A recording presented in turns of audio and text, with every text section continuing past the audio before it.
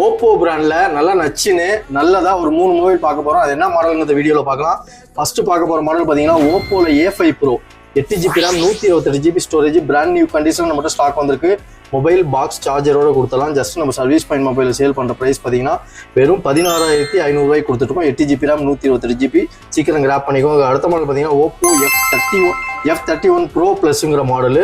இதுவும் brand new கண்டிஷன்ல இருக்கு. இன்டிஸ்பிளே ஃபிங்கர் பிரிண்ட் மாடல், செம்ம ஒர்த்தான மாடல்.